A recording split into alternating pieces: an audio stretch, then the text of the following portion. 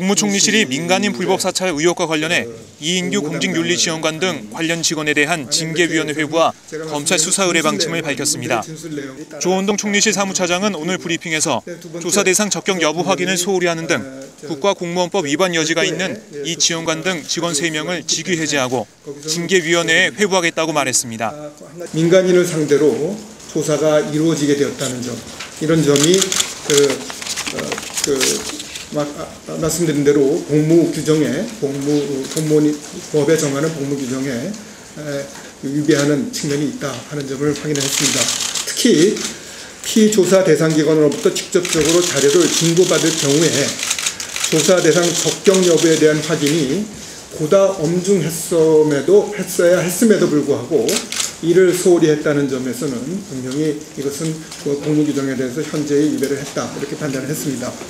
이러한 공무원의 공무 관련 사안에 대해서는 우선 징계위원회 회부를 해가지고 보다 분명하게 가를 필요가 있다라고 봤습니다. 그래서 오늘 징계위원회에 회부하도록 했습니다. 그리고 1차적으로 지난번에서는 직무 대기를 했습니다만은 그 징계의 전 단계 조치로서 우선은 1차적으로 직위 해제를 하도록 했습니다. 또한 조 사무차장은 형법상 직권남용 등 불법 행위 의혹의 명백한 진상규명을 위해 이 지원관 등 직원 4명을 검찰에 수사 의뢰하겠다고 말했습니다. 나름대로 형법상의 직권남용 부분, 또 강요 부분, 업무방해 등 불법 행위 의혹이 제기되고 있습니다. 그런데 이것을 총리실 이번 조사에서는 그것을 확인하기가 어려웠습니다. 뭐냐면 총리실 직원들에 대한 진술만을 갖다가 들었기 때문에 이것을 확인하려면 상대방 다른 쪽의 의견을 갖다가 같이 진술을 들고 그것이 과연 맞느냐 하는 것을 진위를 따져봐야 되겠습니다만 총리실은 그런 권한이 없습니다.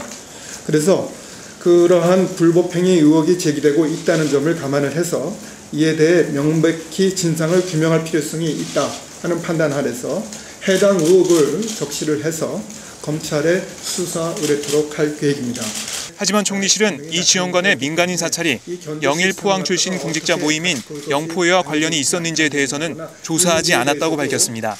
이번에는 영포회와 관련해서는 저희가 조사 대상에 조사 범위에 포함시키지 않았습니다.